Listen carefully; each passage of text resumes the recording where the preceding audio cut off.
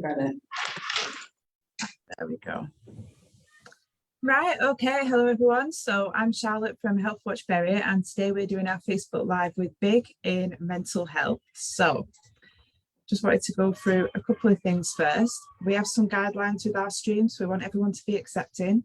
Everyone is welcome regardless of race, ethnicity, national origin, religious belief, affiliation, sexual orientation, sex, gender identity or ability. Respect boundaries. Don't make boundaries or comments on appearance that might make someone feel uncomfortable. We don't want to be rude. Don't intentionally provoke, threaten or insult anyone. Don't flood the chat, please. We want to keep the conversation going, but if we have the same comment in the chat, it can make things a bit difficult. Don't self-promote. We're not here for a sales pitch. We want to stay focused on the stream. Keep it clean. No shocking, obscene, vulgar or inflammatory language, please. So today we're doing our introduction, and that's what I'm doing now. And then we're going to be followed by Big in mental health, followed by some questions and answers that may come up within the stream. So a little bit about who Healthwatch are. Healthwatch is your health and social care champion. We make sure NHS leaders and other decision makers hear your voice and use your feedback to improve care. We listen to your experiences of using health and social care services and share them with those with the power to make change happen. We can also provide you with information and advice. So we can help support you by signposting to local or online support groups, giving you information and advice about your family members' healthcare, and listening to your experiences of using health and care services in Bury. And if you'd like to get in touch with us, that is our contact details page, which I'll just leave up for a second. And then I am going to stop sharing my screen and let the lovely Nicola take over. So, Hi. Over to you, lovely. Hi. I'm Nicola. I'm actually a crisis support worker at Big in Mental Health. I facilitate 2 groups a week, and I see visitors 1 evening a week for one-to-one peer support. I've also spent some time up on the ward at Fairfield Hospital, the AWOL unit, supporting people that are actually ready for discharge. So letting them know about Big, what we can offer them, and also signposting them to sort of other services as well. So I started as a volunteer for Big many years ago. Previous to that, I was a service user, and now I'm actually employed. So yeah, it's been a long road, but yeah, I'm here now. I've also got Brett with me. Brett will tell you a little bit about his role also. Thanks, Nick. Hi, I'm Brett. I'm Big's volunteer coordinator. I started off as a service user at Big, using the service, and became a volunteer, now volunteer coordinator. Basically, my role is to ensure that we have enough volunteers to make the groups be able to run and properly service the service users that come in, interviewing new volunteers and helping new service users when they first enter the service, take some details and a bit of information. Again, kind of similar to Nicola's signpost to different groups, and a lot of the admin and boring stuff that we get into the mailbox on a daily basis is kind of the stuff we'll deal with, as well as kind of absences and sickness, because we really like to have people volunteer for us who have a lived experience of mental health services. So it's really important to us that our volunteers are supported, and peer-to-peer support is a massive part of what we do. So we've actually got a PowerPoint presentation to kind of run you through Big, how we started, what we do, and the groups, and now what we provide for the community. So I'm gonna start sharing our screen, just a second. Here we go.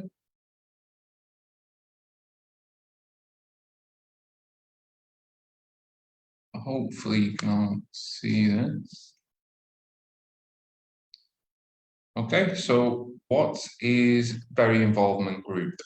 So Big was established in 2007 by people who are using mental health services It was initially set up to try and improve mental health services in the Bury area, and we quickly started looking at providing support as there were very few opportunities for people who were experiencing different mental health conditions to come together, talk, share experiences, coping strategies, and generally support each other. Again, lived experience is so important to us, and we can learn from each other through shared experience and create bonds, friendships, you know, and really isolation is a massive issue, and really a lot of our groups is about that social interaction, and it really does help. And in 2016 we became a registered charity. Since then we haven't looked back. So I kind of ran through our history there. So we wanted to continue to provide support to adults in Bury, including Prestwich and Radcliffe, who are experiencing mental distress, all delivered by people who themselves have experienced this. We believe that lived experience can be key to help us relate to one another's individual experiences. And we're proud of the work we do. And we continue to act as an independent ear, sounding board, and voice for local people who use mental health services.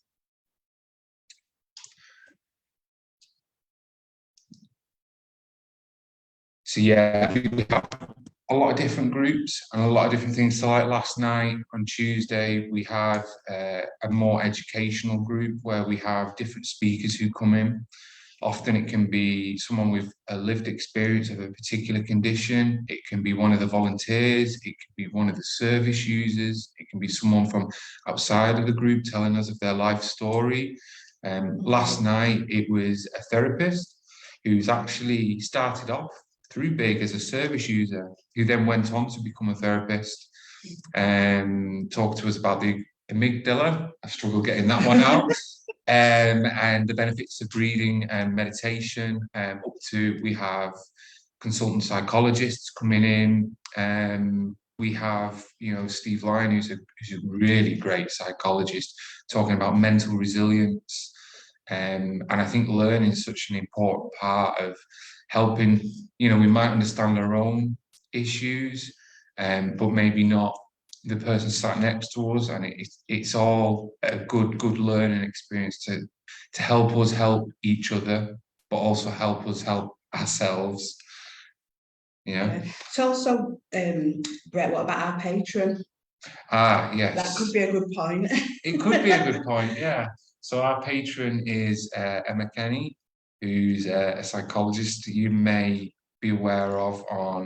She's on This Morning and a couple of other news programs, and she does a lot of good stuff for us, as well as pop in on the Tuesday nights, and she sometimes does talks, but quite often does just a general Q&A where people can feel free, you know, without judgment, just to ask any question, and they will get a very good answer. And she's so approachable and open with her own experience. Very warm, isn't she? And she's it really does make a difference when it's someone that you can relate to. So we run these groups, all free that we run, and they're weekly and require no booking or commitment. People can just turn up. We run an out of hours crisis service, which works with adults in Bury who are really struggling with mental health, prevent isolation and provide safe spaces for people to connect, meet others, share experiences, gain mutual peer support, teach people about mental health, improve knowledge and understanding, work with other local mental health services to make improvements based on what people using those services want. And we build relationships with other mental health organisations in the area so we can work better together to support everyone in the community. And that is important because we do have other groups come in to do talks about what they do. I know upcoming we've got someone from a bereavement charity hopefully coming in to do a talk, and we do link in with the other charities, and it's something that is really good that we can all really support each other.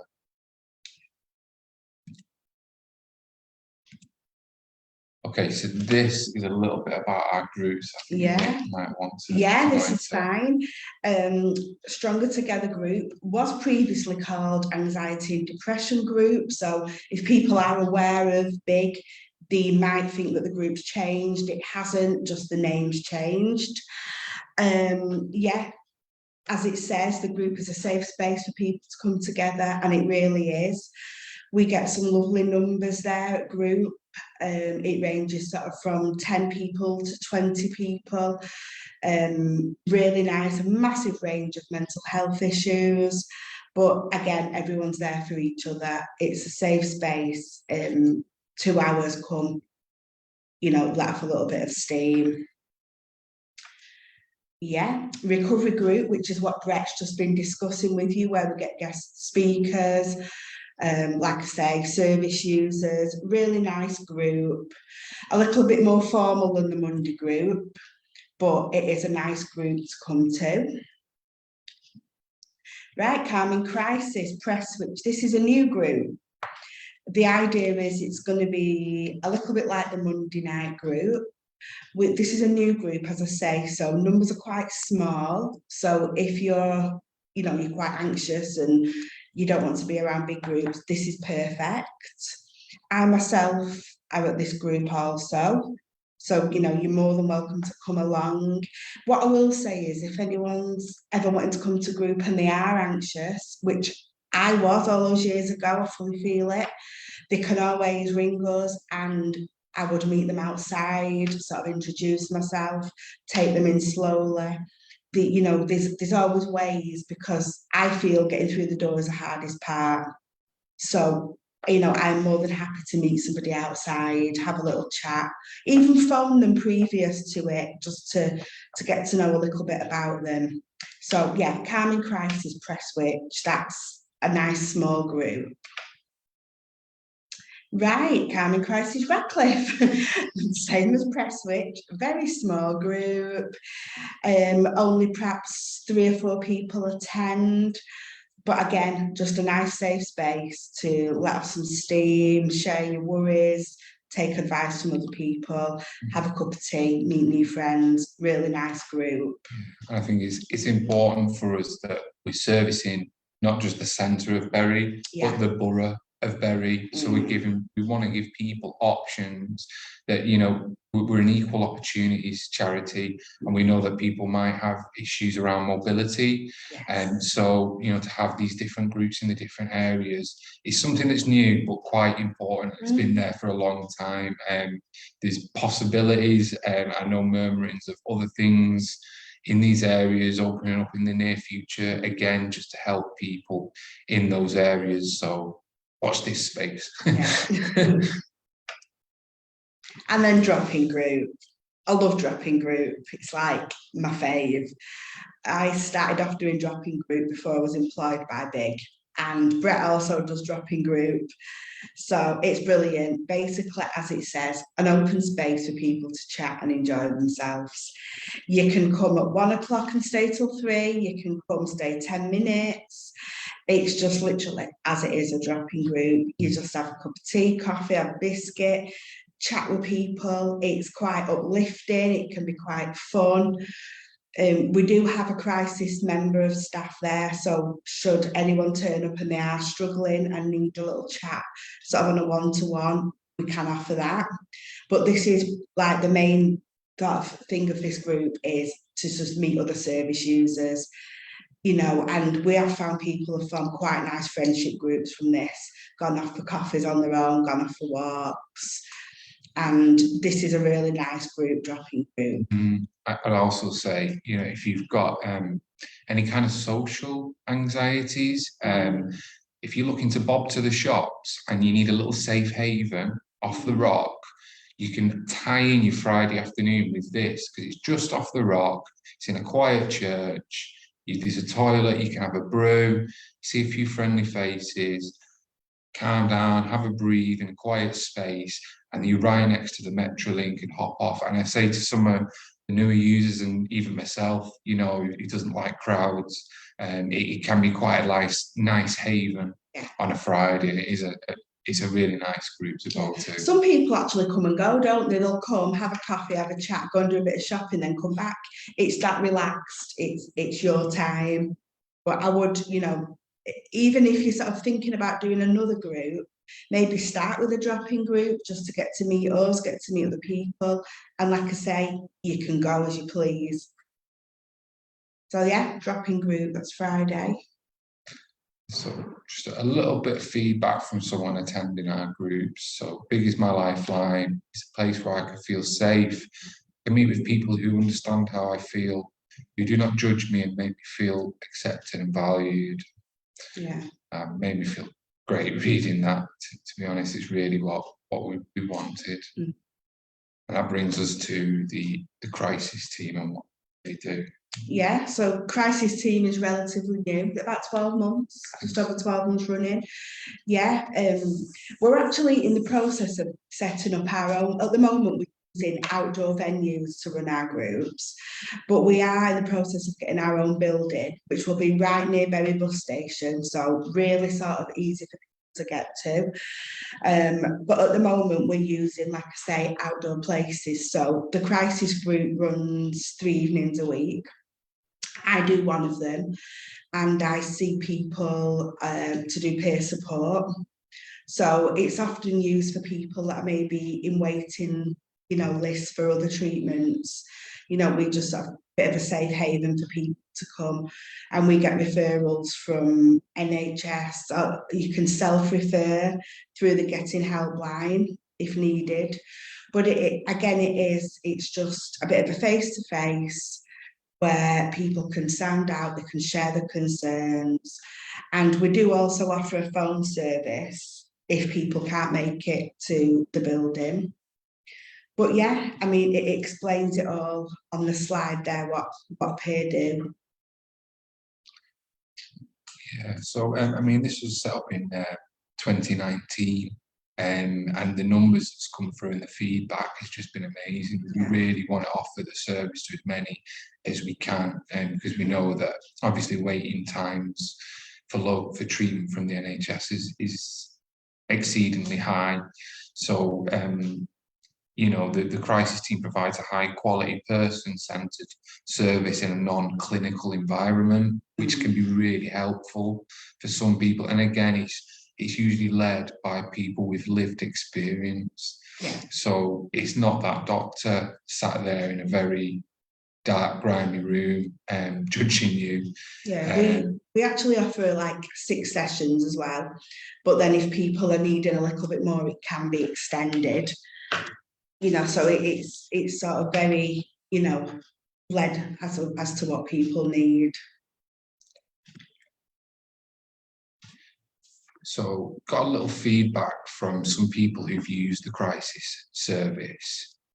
So talking in my first session was like a huge weight had been lifted off my shoulders. My partner said it seemed like it did me the world of good, and I was smiling again for a few days afterwards.